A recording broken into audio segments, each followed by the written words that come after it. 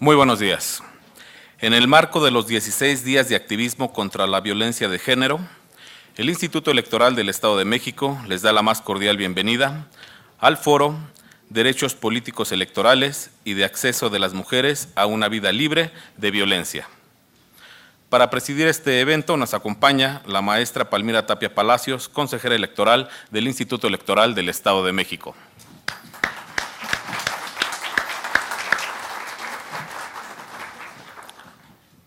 El maestro Reyes Rodríguez Mondragón, magistrado de la Sala Superior del Tribunal Electoral del Poder Judicial de la Federación.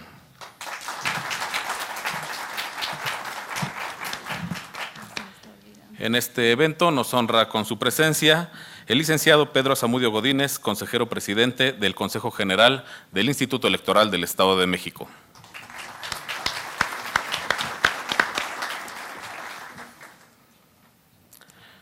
Le damos la bienvenida a directivos, jefes, subjefes, servidores públicos electorales y público interesado que hoy nos acompaña. Sean ustedes bienvenidos. A continuación, cedo el uso de la palabra al licenciado Pedro Zamudio Godínez.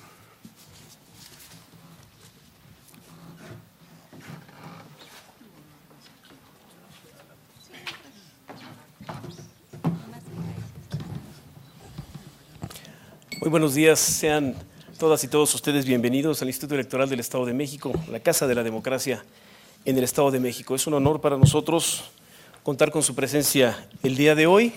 Agradecemos la presencia física de ustedes y agradecemos en particular a quienes nos hacen favor de seguirnos a través de las vías electrónicas con las que cuenta este instituto.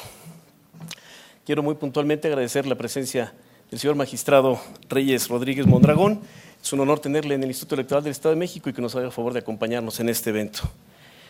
Quiero agradecer puntualmente la participación de las instituciones que nos apoyan en la realización de este foro sobre los derechos político-electorales y de acceso a las mujeres a una vida libre de violencia. Al Tribunal Electoral del Poder Judicial de la Federación, al Instituto Nacional Electoral, al Instituto Nacional de las Mujeres y a la Fiscalía Especializada para la Atención a los Delitos Electorales de la Procuraduría General de la República. Muchísimas gracias por su participación y por su apoyo. Quiero también muy especialmente reconocer y saludar a las mujeres electas en el Estado de México en 2015, presidentas municipales, síndicas, regidoras, diputadas locales, así como las servidoras públicas estatales y municipales, militantes de partidos políticos, integrantes de organizaciones de la sociedad civil y ciudadanas y ciudadanos que nos acompañan. El que todas y todos ustedes estén aquí confirma el interés común que tenemos en impulsar la participación política de las mujeres en condiciones de igualdad y sin ningún tipo de violencia. Los resultados de las elecciones 2015 en nuestro Estado son relevantes en cuanto a participación política de las mujeres. Por primera vez en el Estado de México, 20 municipios son encabezados por mujeres, lo que representa un 16% del municipio o del total de municipios y se encuentra por encima del promedio nacional que está sobre el 13.4%. 28 mujeres ocupan el 37% de las curules de nuestra legislatura estatal, aún debajo del promedio nacional, pero aumentando significativamente la presencia femenina en dicho órgano. Estos avances importantes han sido resultado de la aplicación de la reforma constitucional que estableció la paridad de género en las candidaturas al Congreso Federal y local, mismo que sirvió para trasladarlo al registro de planillas de ayuntamientos. Reconocemos y sabemos que todavía existen obstáculos para el ejercicio de los derechos político-electorales de las mujeres, sobre todo cuando se cruza el derecho de acceso a una vida libre de violencia. La FEPADE, de la Procuraduría General de la República, recibió en 2015 38 denuncias por actos de violencia política contra mujeres provenientes de todas las entidades federativas del país y en este año, de enero a octubre, han sido 103 denuncias. Es un dato que se puede leer de dos maneras, como el incremento de acciones de violencia contra la mujer o el incremento de la percepción de la mujer de que tiene derecho a ser defendida ante esta violencia. En relación a lo anterior, la Recomendación General número 19 del Comité de la Convención para la Eliminación de todas las formas de discriminación señala que la violencia contra la mujer menoscaba o anula el goce de sus derechos humanos y sus libertades fundamentales. Más aún, apunta que sus consecuencias básicas contribuyen a mantener a la mujer subordinada, a reducir o mantener como escasa su participación en la política y a un nivel inferior de educación y capacitación y, por tanto, de oportunidades de empleo. Uno de los obstáculos más importantes es el de la violencia a la que están expuestas las mujeres en el ejercicio de sus derechos político-electorales, en toda la amplitud de este derecho, competir por un cargo de elección, ejercer el cargo, participar en la toma de decisiones públicas, entre otras. Es por ello que en el Instituto Electoral del Estado de México estamos comprometidos a garantizar estos derechos. Hoy, el Instituto cuenta con una unidad de género y erradicación de la violencia, la cual tiene entre sus mandatos el generar acciones para fortalecer el liderazgo político de las mujeres en condiciones de igualdad y libre de violencia. El que estemos viendo cada vez a más mujeres que resultan electas y asumen puestos en toma de decisiones públicas manda un mensaje positivo a nuestras jóvenes, y es el de que ellas también pueden lograrlo. Existen instituciones del Estado mexicano que estamos comprometidas a ello en el marco de nuestras competencias. Precisamente, muestra de este compromiso es el desarrollo de este evento, Foro sobre los Derechos Político-Electorales y de Acceso a las Mujeres a una Vida Libre de Violencia, con el propósito de reflexionar sobre los retos y acciones que debemos hacer para garantizarlo. Les agradezco su atención, su presencia, y con este mensaje de bienvenida damos por iniciadas las actividades de este foro, que sea para bien de todos y del Estado de México. Muchísimas gracias por su atención.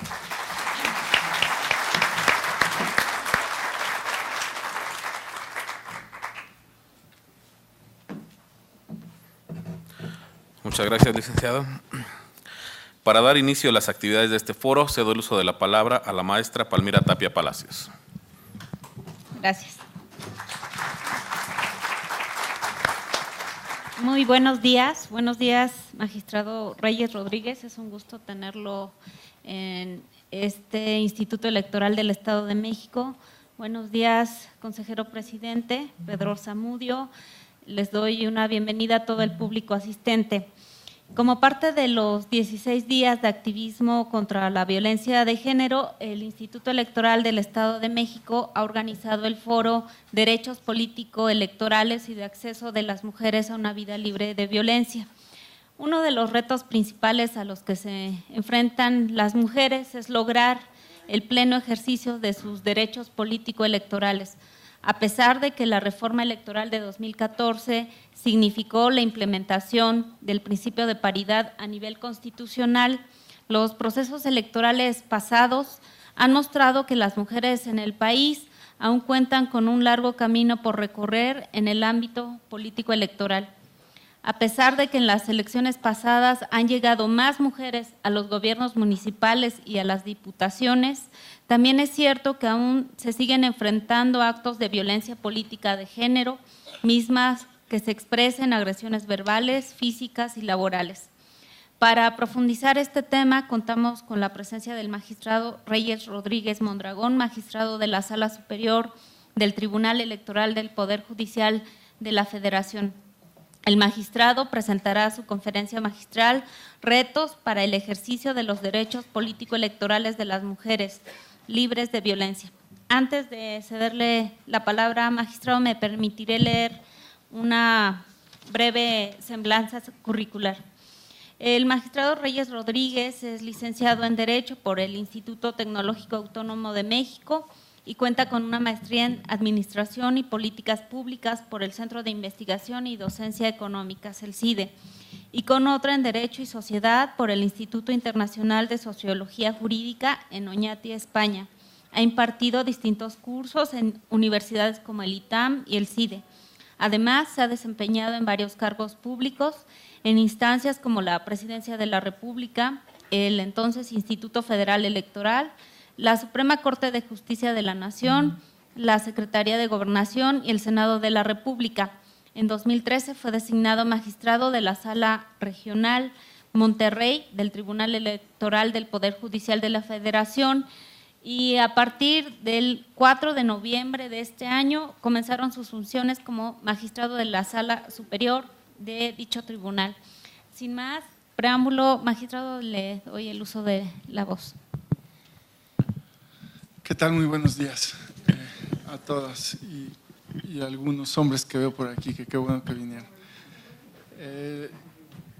La verdad es que yo acepté de inmediato la invitación que me hizo la directora del Instituto para las Mujeres de aquí del Instituto Electoral del Estado de México, a nombre del presidente del Consejo General y de las consejeras y consejeros que integran este instituto, porque por un interés, la verdad es que genuino, en el tema en la perspectiva de género, particularmente en las resoluciones en materia político-electoral. en mi paso por la Sala Regional Monterrey, nos ocupamos como sala en construir una perspectiva sobre la participación de las mujeres en diferentes facetas a los cargos públicos, obviamente de elección popular, que en adelante pondré algunos ejemplos. Y también cuando recibí la invitación, me acordé que hace varios años ya, cuando yo estudiaba la maestría en Derecho y Sociedad, en el 2003, tomé el curso de Derecho y Género. Fue mi primer acercamiento realmente académico, serio, a las perspectivas feministas, a todas las teorías de género, y recuerdo que inclusive yo quería hacer mi tesis de maestría sobre la transversalidad de género en las políticas públicas. Sin embargo, un profesor de ahí del Instituto de Oñati me dijo que para hacer un trabajo académico de nivel maestría, y si que yo quería tener una carrera en instituciones de investigación, pues hiciera algo más serio, que no me involucrara, ¿no?, en ese momento con enfoques pues quizá tan novedosos y que estaban rompiendo incluso paradigmas en el derecho, pero que no estaban consolidados como investigación. A eso se refería, ¿no?, que no había ya un trabajo de profundidad académica y de consolidación, al menos en México. Y si mi intención era regresar a México, podría empezar por hacer una investigación más tradicional, y eso fue lo que hice, una investigación tradicional, de lo cual no me arrepiento. Sin embargo, creo que me hubiese sido muy útil 13 años después, bueno, 10 años después, ya como magistrado, haber trabajado algo en materia de género y no tanto en lo que hice, porque para la toma de decisiones judiciales es indispensable, cuando estamos frente a casos o problemáticas que tienen que ver con de la igualdad de las mujeres en la participación política, pues hubiera tenido más herramientas y quizá lo podría haber hecho mejor. Y bueno, ahora voy a compartir con ustedes algunos de estos criterios de la Sala Regional Monterrey, pero también otras reflexiones en torno al problema que nos convoca, que es el combate a la violencia contra las mujeres, particularmente en el ámbito político. También qué bueno que tenemos la oportunidad de estar llevando a cabo actividades durante 16 días, ¿no? Sin embargo, creo que al paso que vamos a necesitar 16 años de activismo en materia de género. Así que espero que continuemos con esta labor y ojalá en menos de 16 años veamos los resultados que todas y todos esperamos. Buenos días a todos, a todas las representantes que van a participar en el programa de hoy, que vienen a nombre del Instituto Nacional Electoral, de la Fiscalía Especializada para la Atención de Delitos Electorales, del Instituto Nacional de las Mujeres. Bienvenidas todas aquellas representantes de otras instituciones y también, por supuesto, de la sociedad civil. Me da mucho gusto, como ya dije, participar en este programa contra la violencia de género, porque me permite reiterar una vez más mi compromiso como persona en el ámbito del combate a la violencia que viven y sufren las mujeres. Cuando hablamos de violencia, especialmente de la violencia de género, hablamos de un problema global, no es un problema exclusivo de nuestro país. Cabe decir que en todos los rincones del mundo se hacen esfuerzos para frenar, disminuir y, si es posible, erradicar la violencia hacia las mujeres, y todos los países están contribuyendo y México no es la excepción. Lamentablemente, el mundo avanza tan rápido en muchos aspectos, en materia de tecnologías, por ejemplo, pero no lo hace al mismo ritmo en cuestiones esenciales como es erradicar todas las prácticas discriminatorias y de violencia de género. Como ya les decía, al paso que vamos, quizá al menos vamos a necesitar 16 años de activismo de género. La violencia contra las mujeres tampoco puede verse como un tema de moda, ¿no? Porque las conductas que combatimos, de hecho, existen históricamente. O sea, hay un ciclo, ¿no? No deseable, que es arcaico, y que inclusive en algunos momentos histórico-culturales podrían ser considerados hasta como interacciones o conductas normales o toleradas, y que ahora sabemos son totalmente desfavorables para las mujeres, y no solo para ellas, sino también para todos los núcleos, desde la familia hasta todos los ámbitos educativos y productivos, económicos, y por supuesto para los hombres también implica un deterioro en la calidad de la democracia que tenemos, ¿no? Y eso nos llama y nos debe comprometer.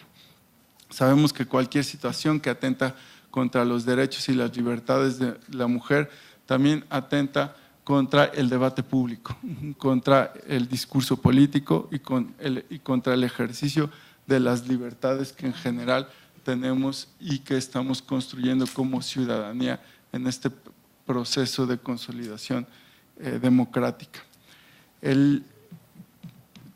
Siempre hay que decirlo, aunque todos ustedes lo saben, la violencia de género surge a partir de enfatizar algunas ideas erróneas o ciertos mitos.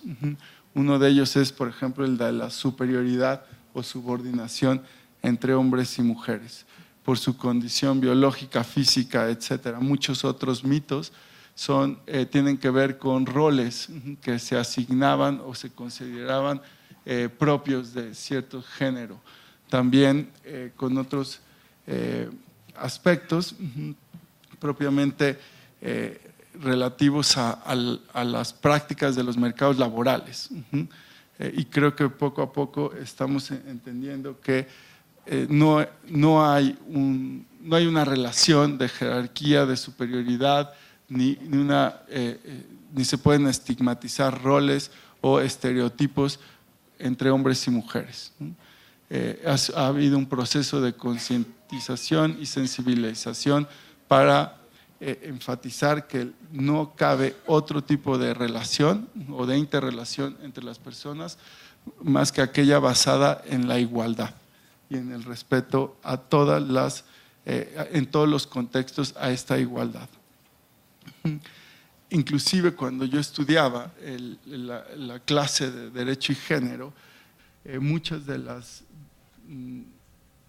las problemáticas de los debates también implicaban erradicar o comprender de qué manera el derecho había institucionalizado valores masculinos o hasta qué medida las estructuras jurídicas, políticas e inclusive económicas eran un reflejo de aquello que se percibía como propio de los hombres, por ejemplo, la objetividad, ¿no?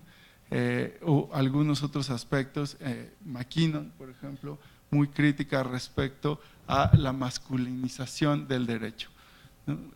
Visibiliza situaciones que independientemente de si estamos de acuerdo con ella o no, describen las realidades y concretamente en el ámbito del derecho, por muchos años sabemos que quienes participaban en la construcción de leyes, en la formación de las escuelas de derecho, los profesores, las carreras dentro de los despachos legales, prácticamente eran en su totalidad hombres, y las mujeres enfrentaban no solo techos de cristal, sino también prácticas de discriminación, a veces sutil, a veces abierta, inclusive, y me estoy refiriendo al ámbito de la profesión legal.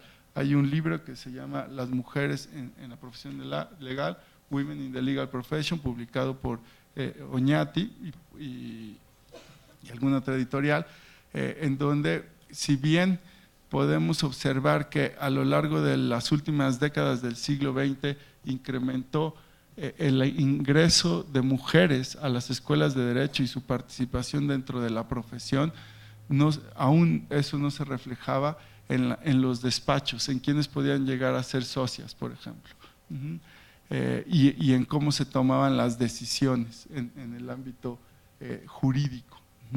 Y en el ámbito político es más o menos la misma historia. La profesionalización y la democratización ha permitido que incluso los ciclos de tomas de decisiones y los espacios de tomas de decisiones se vuelvan o tiendan hacia la neutralidad.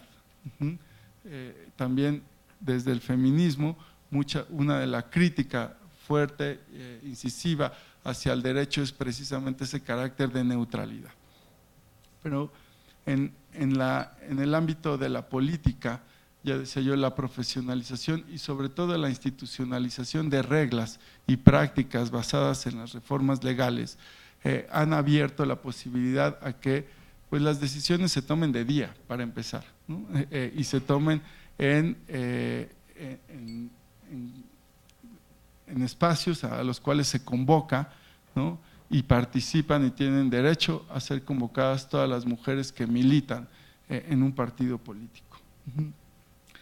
Muchas de estas prácticas del ámbito de la profesión o en la política realmente reflejaban los prejuicios que estaban presentes contra las mujeres y tenían resonancia no solo en ámbitos como el derecho y la política, sino en muchos otros que tienen que ver con nuestra vida privada y pública. Por ejemplo, y sabemos que todavía prevalece la aceptación de algunas prohibiciones o limitaciones a mujeres en espacios públicos y privados. Probablemente les parezca trivial, pero el nivel de concientización creo que tiene que llegar hasta considerar los horarios de trabajo, ¿no?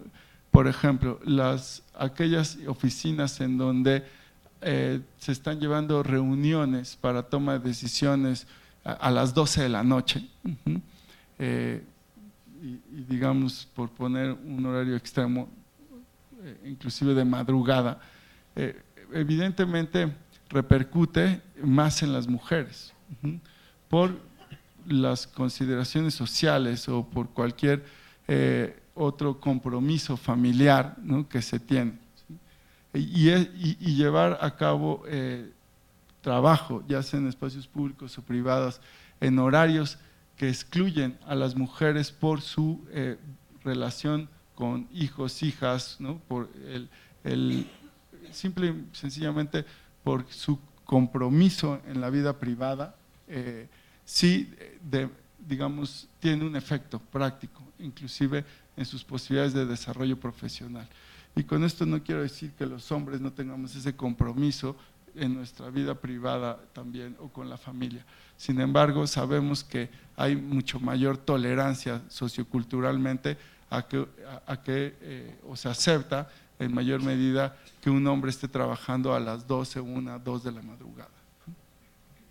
Y estas prácticas y actitudes podrían llegar a ser hasta discriminatorias, si permean de una manera mucho más, como ya he dicho, impactante en la vida diaria de las mujeres.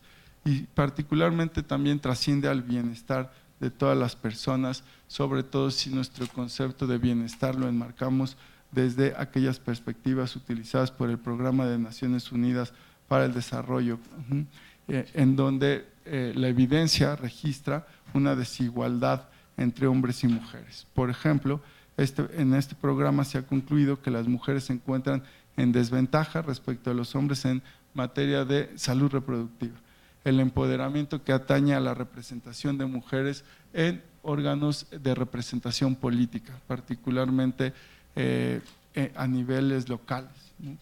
En el ámbito municipal, no les voy a dar cifras porque ustedes las conocen y muy probablemente en la siguiente mesa darán muchos más elementos de indicadores cuantitativos, pero sabemos que en el ámbito municipal es en donde ha sido más lenta la participación de mujeres en la representación política. También esto en los congresos locales Y en el Congreso Federal sí tenemos cambios, digamos que en 10 años se ha duplicado en la Cámara de Diputados el porcentaje de mujeres que son diputadas, o en el Senado también ha crecido si comparamos 2006 con 2012, por ejemplo.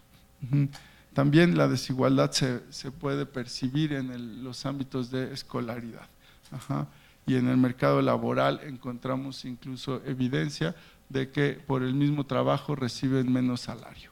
En algunos artículos que yo he podido leer ahora que uso Twitter, tengo más información y les comparto que, y discúlpenme por no citar las fuentes, pero que en general la evidencia empírica demuestra que en el ámbito privado la toma de decisiones se vuelve más cautelosa cuando participan mujeres en los altos niveles directivos, lo cual para ciertos sectores productivos ha sido relevante porque inciden en menos riesgos, con lo que ello implica negativamente para ciertas empresas, por ejemplo.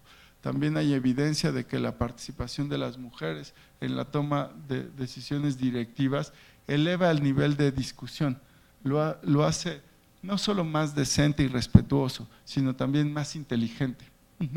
Y eso tiene que ver con nuestro desarrollo también histórico, digamos, social. Son las mujeres quienes por su condición, ¿no? Desde hace muchos años han estado, no por su condición de género, pero quiero decir con su situación, han estado más involucradas con procesos deliberativos y de diálogo.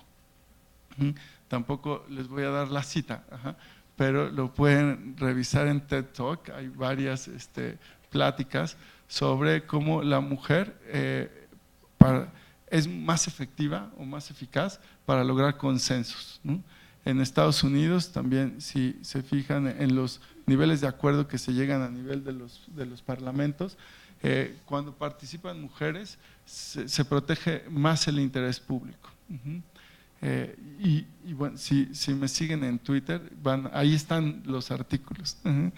En general sabemos que es más fácil construir consensos cuando participan mujeres que hombres y cuando participan en mayor cantidad. Y también que de la agenda pública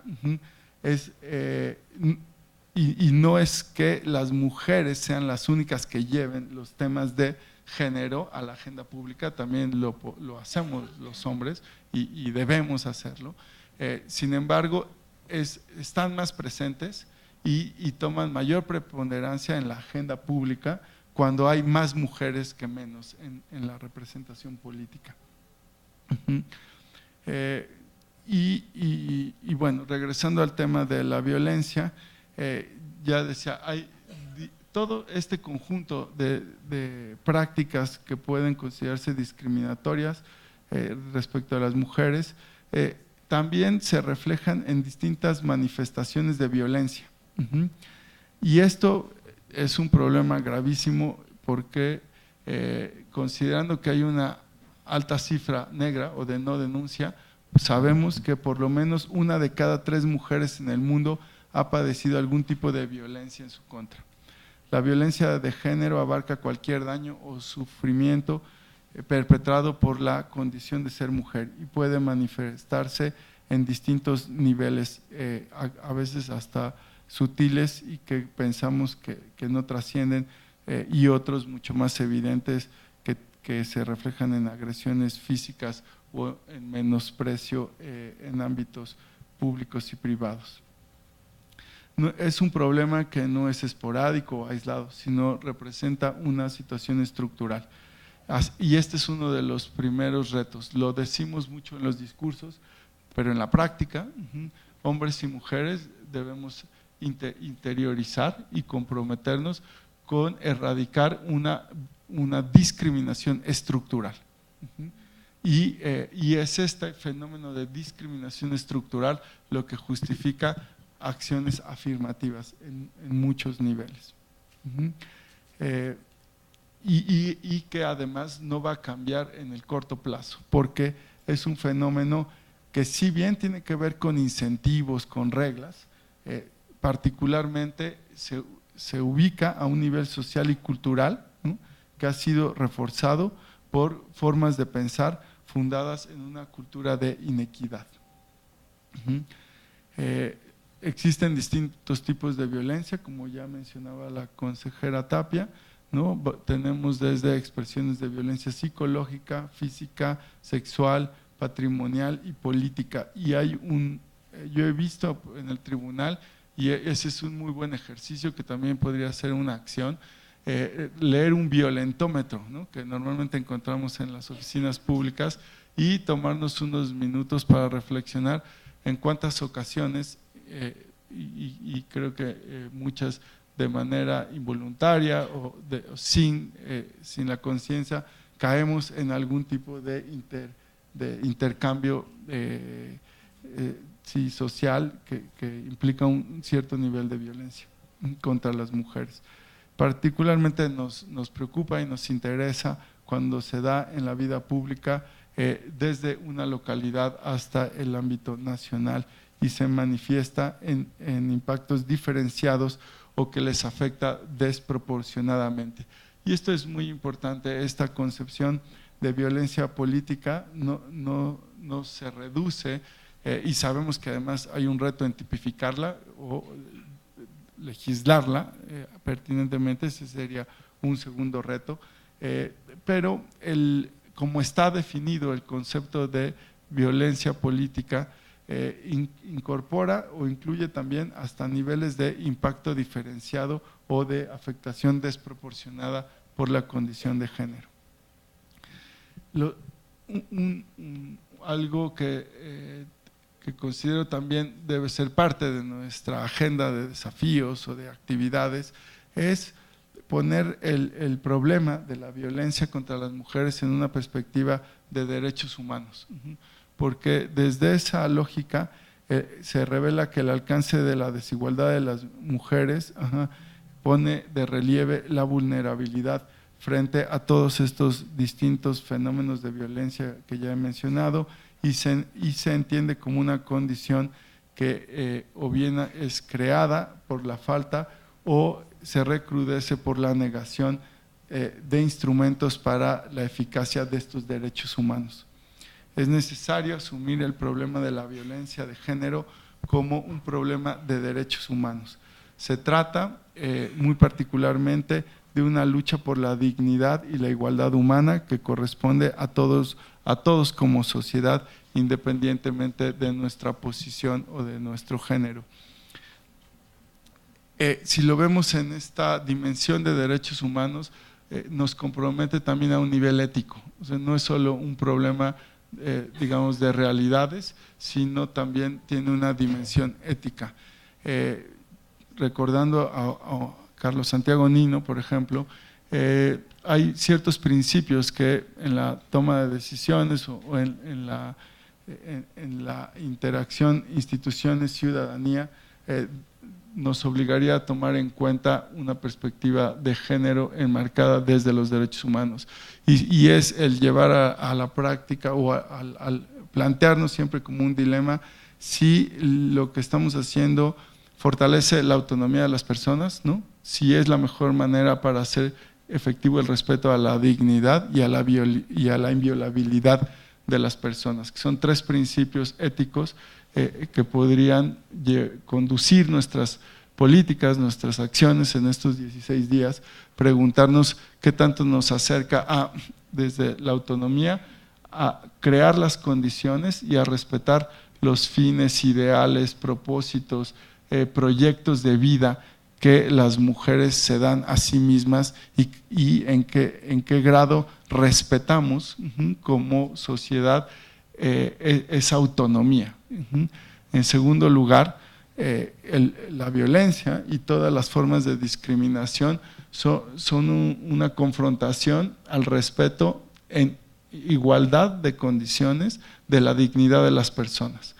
Cualquiera que sea la profesión, los fines, el rol, si queremos verlo así, que se decide autónomamente asumir en la sociedad, debe ser igualmente respetado y el Estado está obligado a construir, a generar, incentivar, motivar las condiciones para que se puedan llevar a cabo esos fines y se pueda hacer eficaz el respeto a la dignidad humana.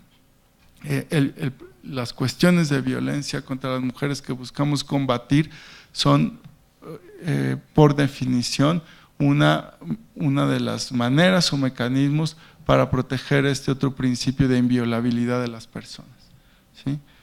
Las estrategias, y bueno, y además verlo desde esta perspectiva ética y de derechos humanos nos permite que el discurso y la práctica para erradicar la violencia de género sean aún más inclusivos.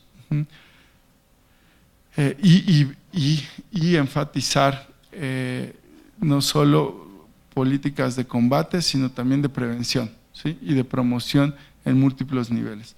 Las estrategias comprometidas o encaminadas a que los hombres también participemos de esta prevención comprenden un nivel de esfuerzo que va a permitir elevar nuestras conciencias y trabajar colectivamente de manera organizada en campañas que combatan estereotipos o esta imposición de roles y por el contrario a seguir manteniendo círculos que reproducen prácticas de discriminación, romperlos y traducirlos en círculos virtuosos o positivos que nos permitan oponernos a cualquier manifestación de violencia hacia las mujeres. Y algunos ejemplos quiero dar de acciones en las que participan los hombres. Algunas están elegidas incluso irónicamente.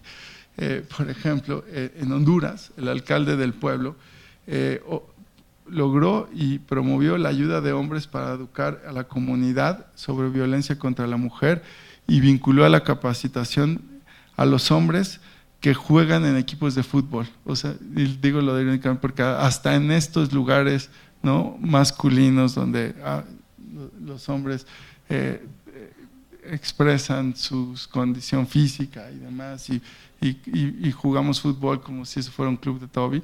No, hasta esos niveles, en esta experiencia de Honduras, lo que hicieron fue mostrar en los medios tiempos, antes del inicio de los partidos, pancartas y mensajes para solidarizar y comprometer y hacer conciencia y sensibilizar en la urgente necesidad de combatir la violencia. Otro ejemplo, en Australia, el gobierno del estado de Nueva Gales del Sur también utilizó a famosos atletas masculinos para una campaña de educación comunitaria que se llamó La violencia contra la mujer viola todas las reglas, y estuvo además focalizada a un sector de hombres jóvenes de entre 21 a 29 años de edad. La violencia, estos son algunos ejemplos y podríamos enumerar más, y hay muchos también en el contexto mexicano, pero eso lo conocen más las expertas y que vienen a compartir su experiencia desde varias instituciones en materia electoral con unidades especiales de género. La violencia de género, vista como un problema de violación de los derechos humanos, cabe también resaltar que es interdependiente a los derechos políticos, en tanto establece relaciones recíprocas, ¿no?, entre derechos. Son indivisibles en la medida en que no pueden tomarse aisladamente o separadas, sino es un conjunto. Y el principio de indivisibilidad implica una visión holística de los derechos humanos en la que todos se encuentran por razones de dependencia vinculados y en la medida en que el Estado logre proteger de manera eficaz ciertos derechos humanos y los derechos políticos, el resultado es integral, ¿no?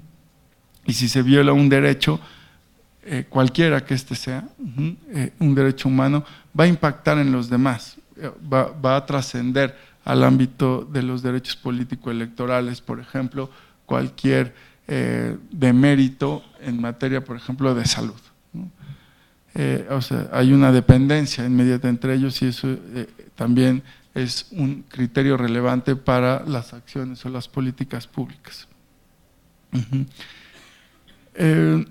En este sentido, ¿no?, el principio de interdependencia comprende por lo menos un par de relaciones, ¿no?, de mutua dependencia, como el respeto, garantía y la protección y la promoción a los derechos político-electorales. También hay evidencia, y aquí les remito al libro de ¿Por qué las naciones fracasan?, de 2 economistas norteamericanos, en donde encontramos una explicación de cómo, a partir de contar con instituciones inclusivas y con los derechos, las libertades políticas, son el cimiento, la base para poder ir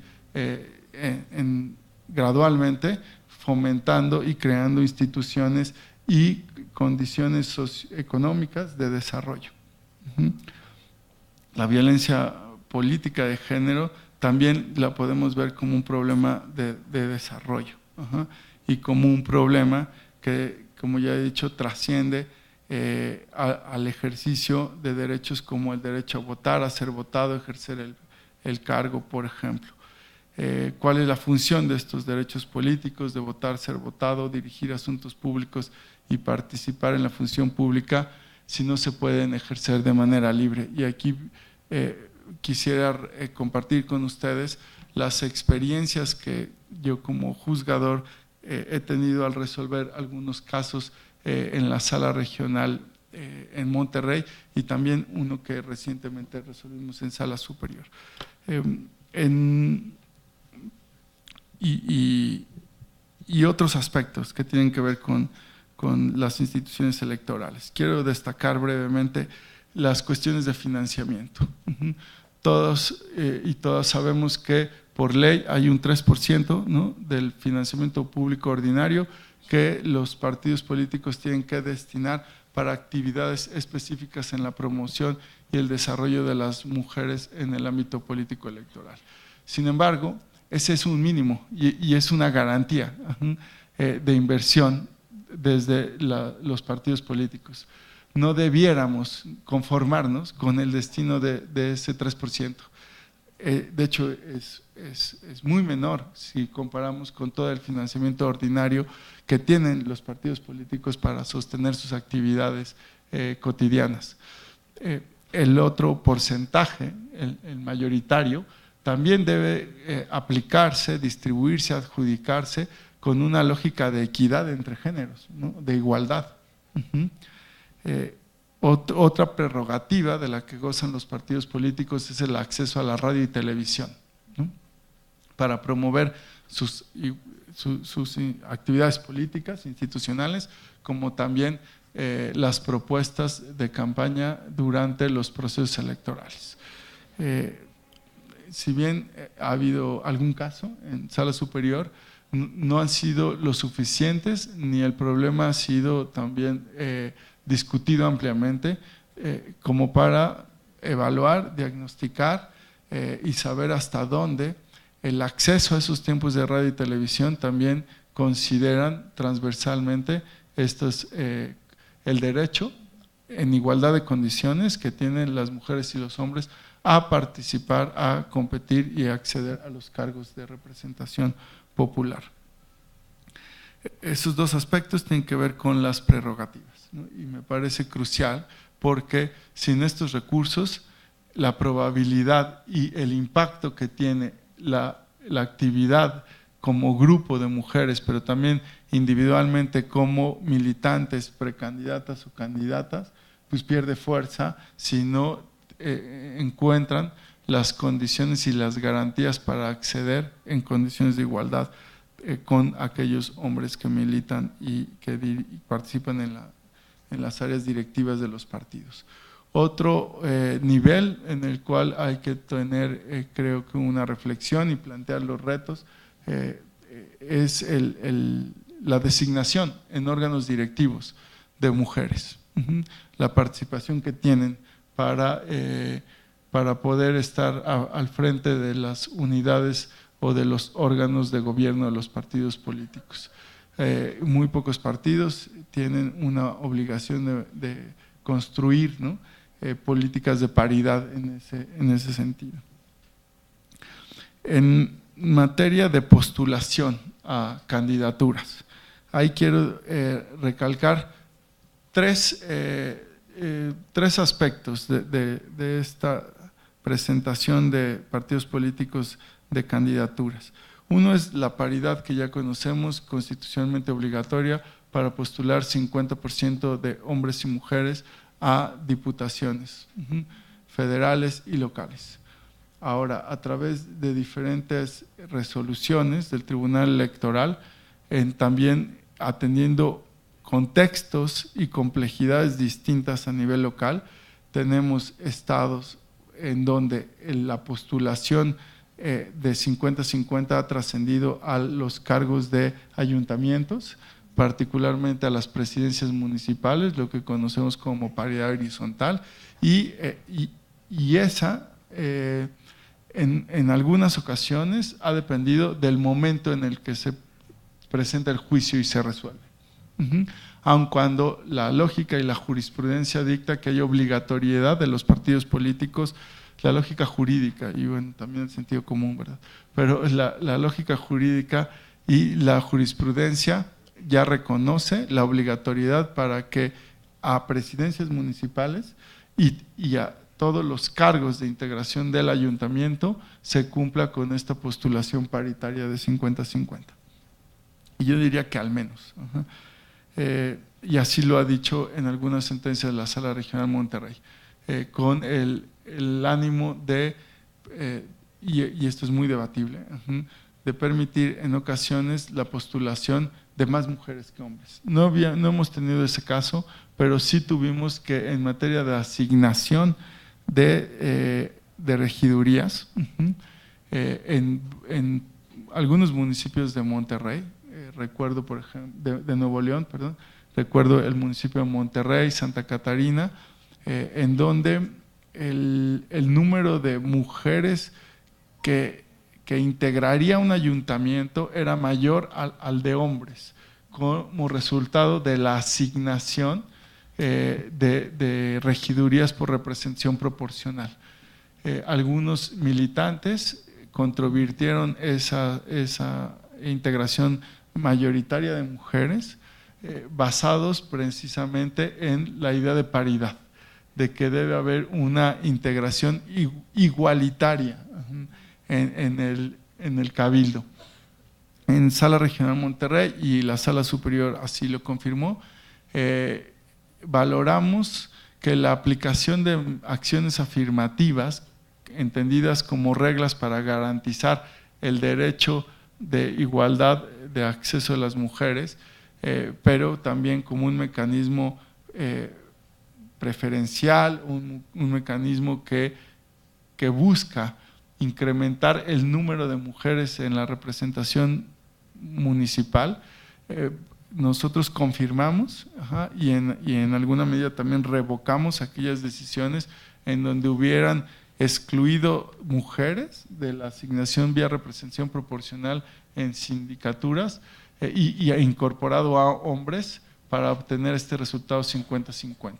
Dijimos que las acciones afirmativas habían sido institucionalizadas para favorecer a las mujeres como género, como grupo, no para excluirlas, ¿sí? Que eso era contrario al propósito de la acción afirmativa. Así que validamos integraciones en donde había una proporción de 70-30, por ejemplo, ¿no? De más mujeres que hombres. En listas de candidaturas por representación proporcional, ¿no? a diputaciones. Sabemos que muy pocas entidades han establecido como una obligación que las listas de representación proporcional a diputaciones locales las encabecen mujeres. Pero también sabemos que en algunas entidades y dentro de algunas prácticas partidistas, el hecho de que sistemáticamente, históricamente, las listas las encabezan hombres, es un contexto o visibiliza un contexto de discriminación en la toma de decisiones y en la selección de esos primeros lugares. Y así enfrentamos en una decisión también de la Sala Regional Monterrey respecto de la asignación de representación proporcional en el Congreso de Coahuila en la elección de 2014, una controversia en donde se nos pedía o se exigía proteger un derecho a integrar el Congreso de manera igualitaria. La Sala Regional dijo que no había un derecho a que los congresos se integraran paritariamente, porque además eso era muy difícil de poder hacer eficaz, si dependía de muchas cuestiones pues, contextuales, aleatorias, coyunturales, particularmente de cómo votaban la ciudadanía, porque si vía mayoría relativa ganaban puros hombres, pues aunque reconocer ese derecho y aunque asignaran todas las curules de RP a mujeres, nunca iba a poder alcanzarse. Entonces dijimos, no existe ese derecho. Sin embargo, lo que sí observamos en el caso de Coahuila, en la asignación de representación proporcional, es que las reglas y el contexto histórico revelaban prácticas que eran un techo de cristal. ¿Cuáles eran esas reglas? Que los partidos políticos tenían la posibilidad de obtener una curul vía representación proporcional al obtener un mínimo de porcentaje de votación válida. Si recuerdo que era el 2 o 3%, no me acuerdo bien, pues era una legislación anterior a la vigente. Y en Coahuila, al día de hoy hay 15 partidos con registro local. En esa elección de 2014 había una coalición con 9 partidos y otros que participaron individualmente, y en la práctica distribuir la asignación conforme al convenio de coalición que también se permitía en esa elección de 2014, y el derecho de los partidos en lo individual agotaba los 9 curules a asignar a que todos les correspondieran al primer lugar de la lista de todos los partidos. Por lo tanto, ¿cuántas mujeres entraban? Pues solo la de aquel partido que le puso a una mujer en primer lugar. Entonces, esa regla, dijimos, excluía o no permitía alcanzar los objetivos de las acciones afirmativas de postular 50-50 y de integrar listas de manera aleatoria, alternada, o sea, un género y después el otro. Entonces no hacía eficaz la posibilidad de que ingresaran mujeres. Y bueno, decidimos que se podía alterar la prevalencia de la lista y asignar mujeres de tal manera que entraran paritariamente. Y la resultante fue que el Congreso tenía una mujer más que hombres. Después la Sala Superior modificó esa decisión de la Sala Regional Monterrey por el mecanismo de compensación, digamos, o de asignación, no respetando o no aplicando la prevalencia en estricto sentido, y quedó un hombre más que una mujer con el ajuste que hizo Sala Superior. Sin embargo, ahí se atendió un problema de discriminación en las listas y en la eficacia que podía tener la asignación por ese principio. También la reforma político-electoral de 2014 incluyó una regla en las leyes generales electorales para garantizar que la efectividad de la postulación paritaria. Teníamos evidencia de que los distritos menos competitivos o los municipios menos competitivos eran aquellos en donde se cumplía la cuota de género. Y por lo tanto, la efectividad de esa cuota no se traducía en representación político-electoral.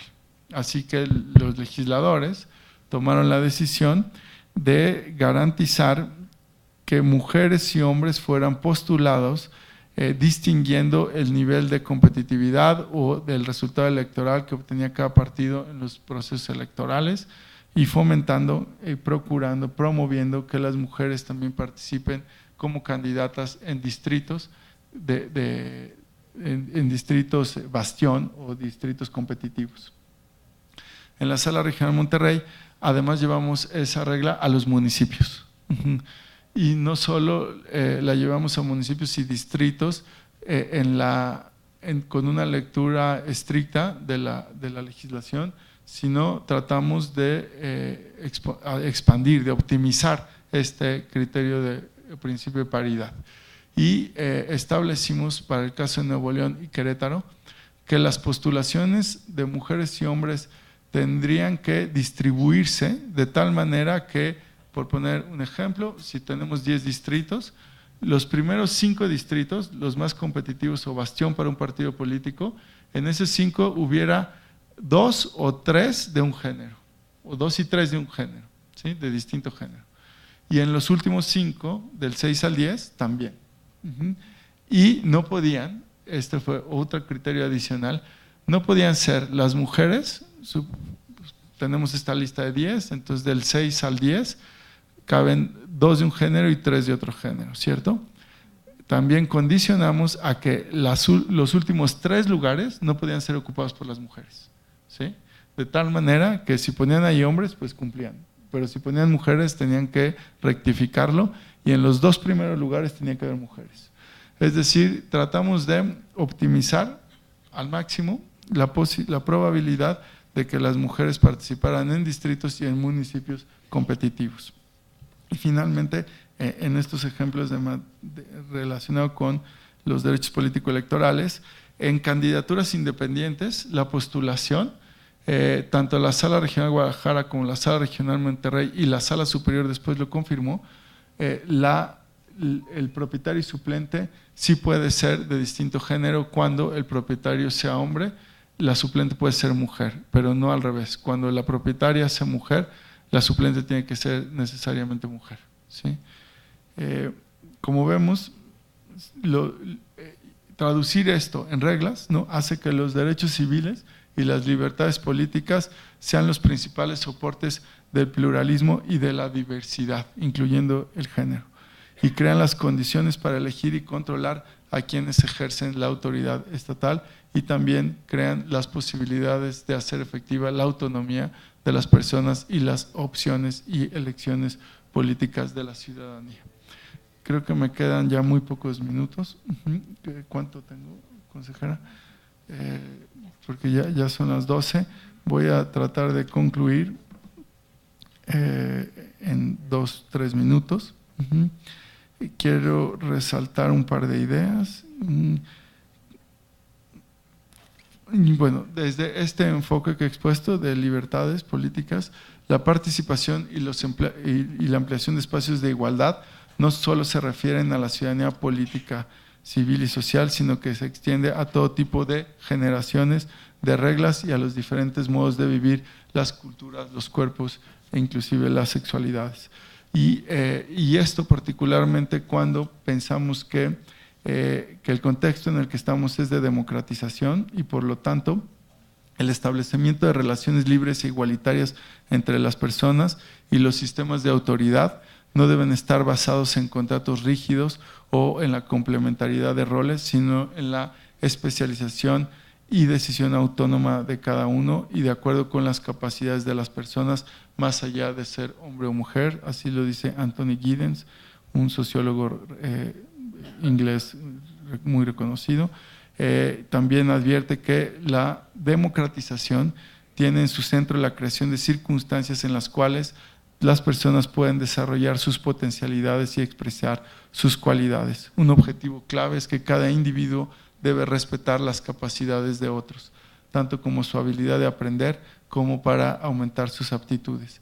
Y este nivel de respeto y de compromiso para erradicar la violencia de género también tiene que reconocer que enfrenta formas de autoritarismo que a lo largo del siglo XX convivieron cómodamente con procesos de transiciones democráticas o regímenes en democratización.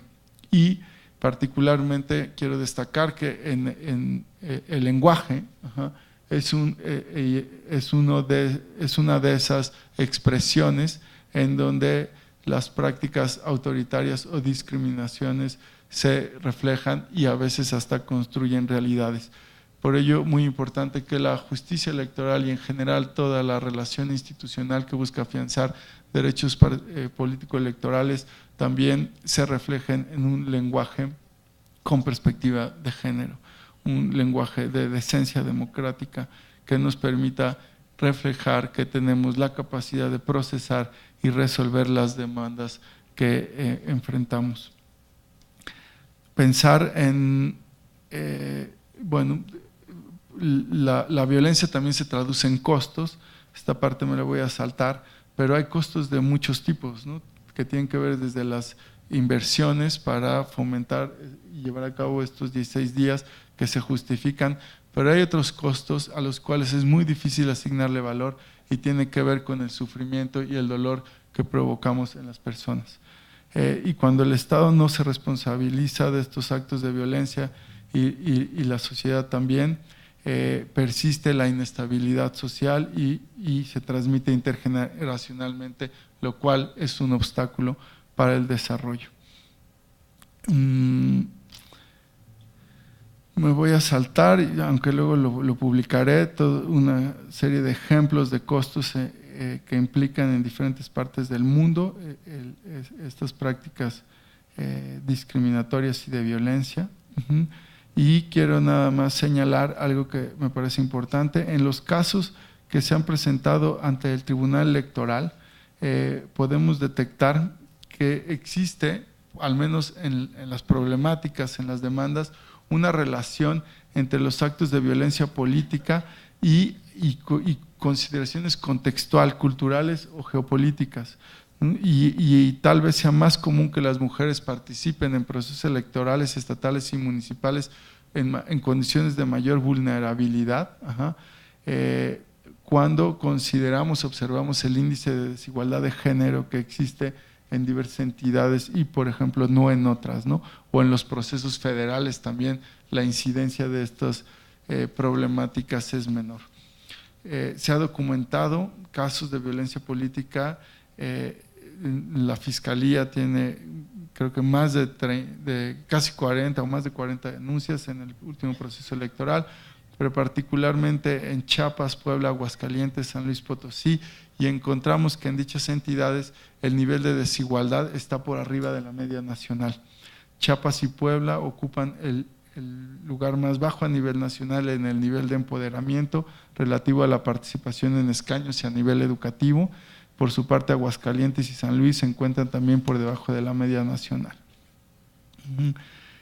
Hay un caso particularmente que llamó mi atención, que fue denunciado ciertas conductas por una magistrada del Tribunal Electoral de San Luis Potosí, el cual les recomendaría conocer, porque lo que visibilizaba era prácticas que aparentemente o que no fueron estrictamente calificadas como violencia política, ¿no? Sin embargo, sí excluían del trabajo bajo los principios de imparcialidad, profesionalismo, independencia, etcétera, que deben regir la función electoral, a la tarea de una magistrada, que además es la única mujer en esa integración.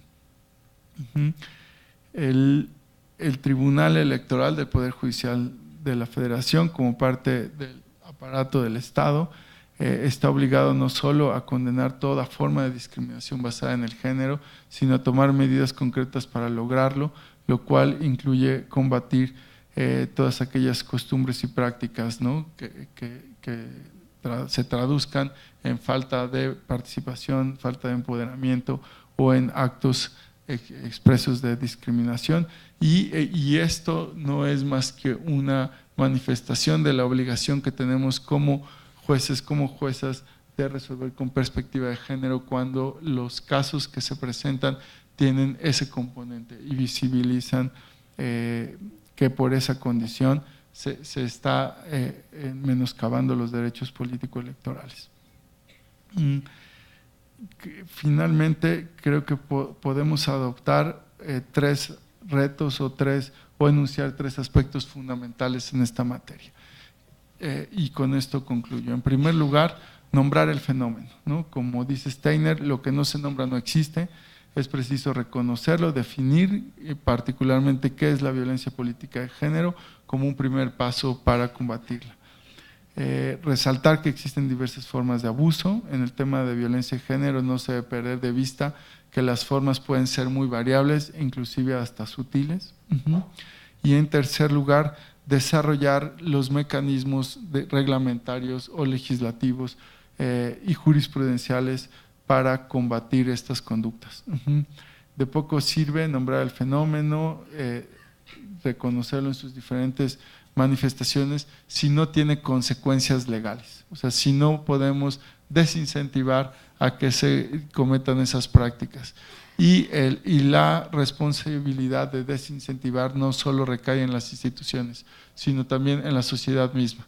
La sanción social muchas veces es más rápida, más efectiva y más eficaz para cambiar conductas, o por lo menos para generar conciencia y sensibilizar. Para eso es muy importante la denuncia, es muy importante escuchar las voces de todas aquellas mujeres que están sufriendo o advierten algún tipo de conducta violenta. Hay que redoblar, sí, los esfuerzos en campañas de sensibilización, capacitación, porque es una tarea de largo plazo, pero lo más importante es que en el corto plazo haya consecuencias, es decir, que haya sanciones, ¿sí? Pueden ser de muy distinto tipo. Y para ello cuenta con un protocolo para atender la violencia política contra las mujeres, que ya ha sido presentado en este mismo instituto y que ha tenido una amplia difusión.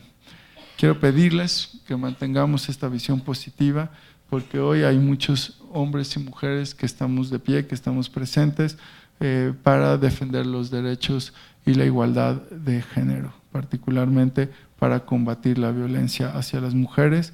Creo que México está preparado, tenemos reglas, tenemos distintas leyes, pero eso no es suficiente para generar cambios estructurales o para transformar las realidades sociales que incluyen a hombres y mujeres.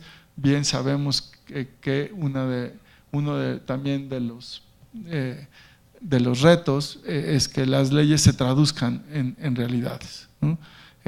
Las sociedades no solo se transforman con reglas, y muchas veces teniendo reglas no tenemos una eficacia real. Se transforman con acciones, con identificar conductas concretas a cambiar y combatir. Tenemos un gran desafío, ver que la política sirva para construir esta igualdad, esta realidad que incluye a todos, y es urgente que hagamos de las mujeres y hombres sujetos de derechos humanos y no solo objeto de los discursos, como dice Boaventura de Sousa. Es un momento de cambio, tenemos mucha responsabilidad y compromiso, y además sabemos que es lo correcto y es lo que deseamos para construir un mejor futuro. Muchas gracias por su atención.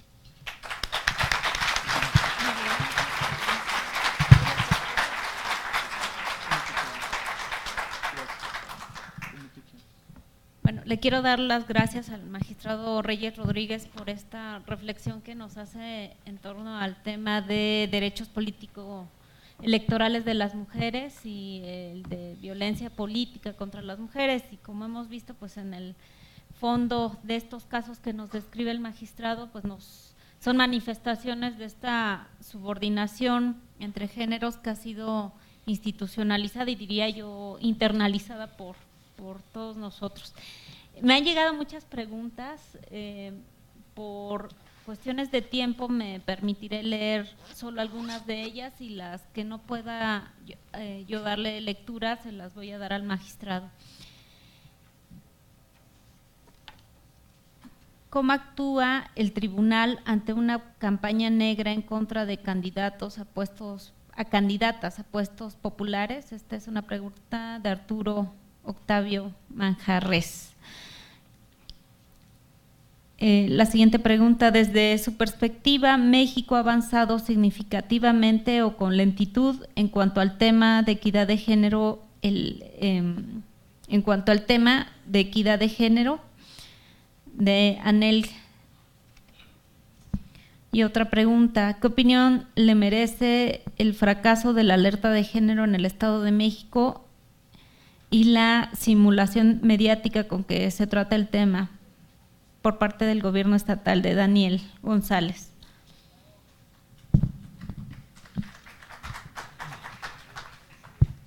Gracias. Tres preguntas muy interesantes y efectivamente me llevaré las demás, y si viene su correo electrónico trataremos de darles alguna respuesta. Ahora, qué bueno que Arturo Manjarres plantea este tema de las campañas negras. Creo que ahí se aborda con un aspecto muy sensible de la democracia, de la política electoral, de las campañas, y tiene que ver con la libertad, ¿no?, de expresión política, y también con el debate público, el debate político, el discurso político. Ha habido algunos casos, preguntaba que cómo los trata el Tribunal Electoral. Ha habido algunos casos, quizá no solo Arturo, sino también varios de ustedes recuerden que en Puebla, ¿no?, la candidata del PRI, Blanca Alcalá, y recuerdo también en Hidalgo, ¿no?, una candidata municipal, y también en Aguascalientes, Guerrero. Así es, se plantearon controversias en torno al uso de expresiones tanto en radio y televisión o en espectaculares.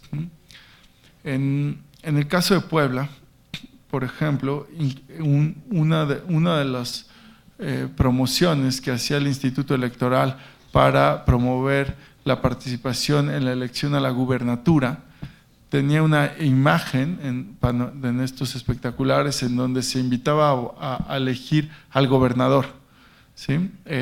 Y la Sala Superior ordenó al Instituto Electoral retirar esa campaña y modificarla, porque no solo es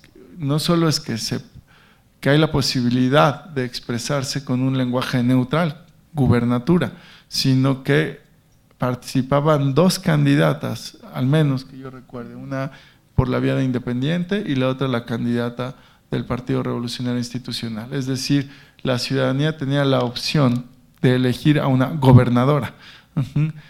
Y en esta obligación de utilizar un lenguaje incluyente, o al menos neutral, en materia de género, es que se le exigió al instituto modificar su campaña de promoción del voto. Ahora, en lo que llaman campañas negativas, ¿no?, o campañas de contraste.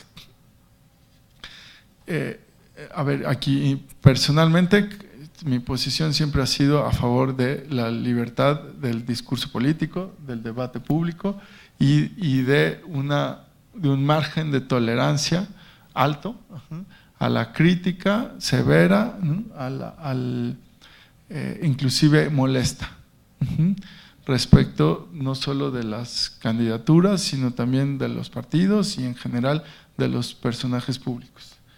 Creo que el dilema, cuando se está frente a casos de expresiones que pueden reflejar estereotipos, discriminación o hasta violencia verbal, está en identificar que efectivamente la expresión se relaciona o está directamente motivada por una cuestión de género, ¿sí? Si está motivada por una cuestión de género, también sabemos que la libertad de expresión ahí enfrenta un límite, porque las restricciones que están previstas legislativamente y son sujetas de responsabilidades ulteriores, es decir, que no pueden ser objeto de censura previa, sino de sanción como consecuencia de una denuncia, y también de una denuncia instada por quien se siente agraviada, ¿no?, quien se siente afectada por violencia o calumnia.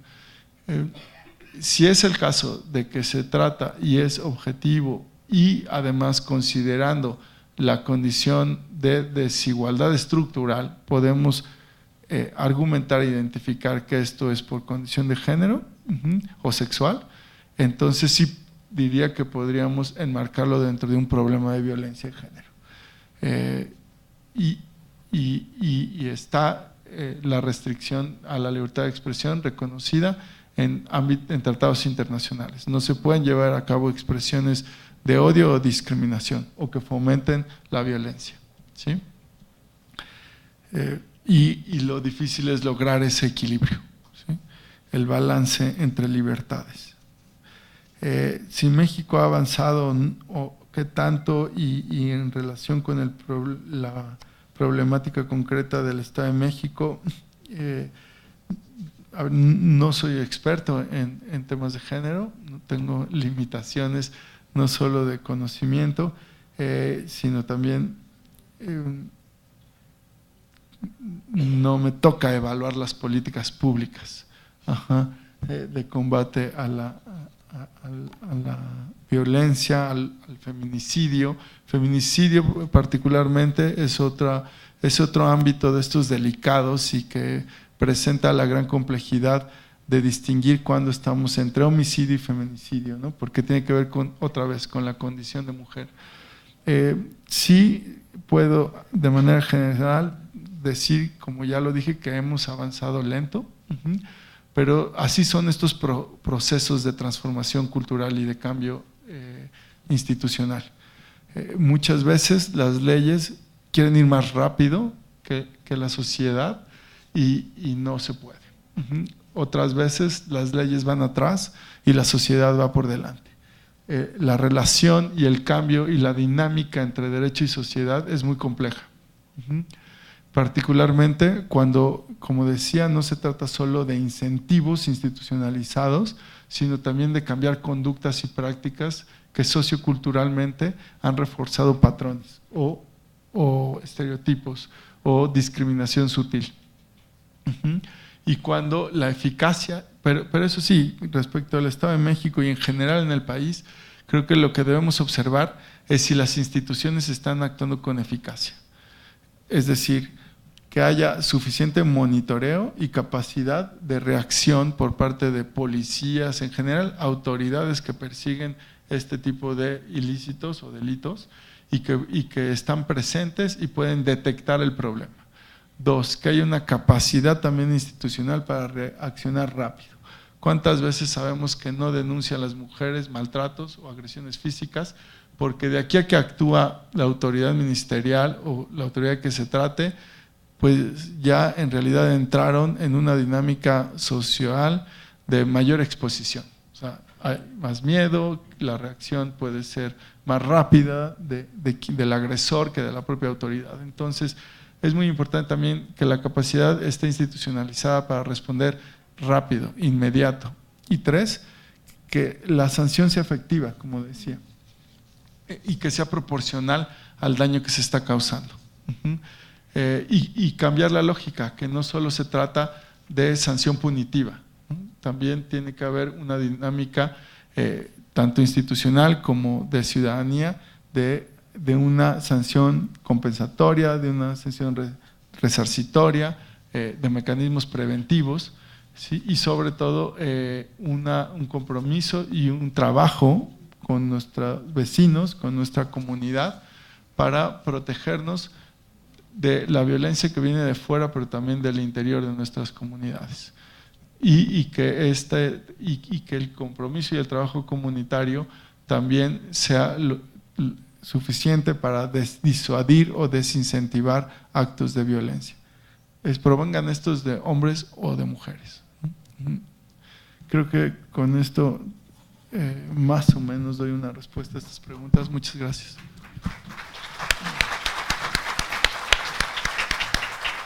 Muchas gracias, magistrado.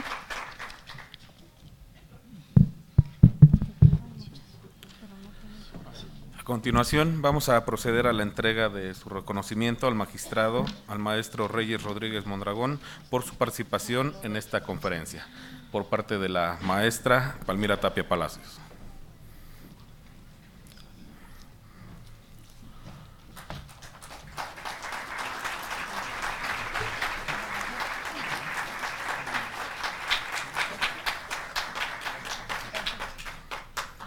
Muchas gracias, magistrado. Muchas gracias, maestra. A continuación vamos a tener un breve receso de 5 minutos para después continuar con los trabajos de este foro con el panel Acciones para garantizar el ejercicio de los derechos político-electorales de las mujeres libres de violencia. Regresamos con ustedes.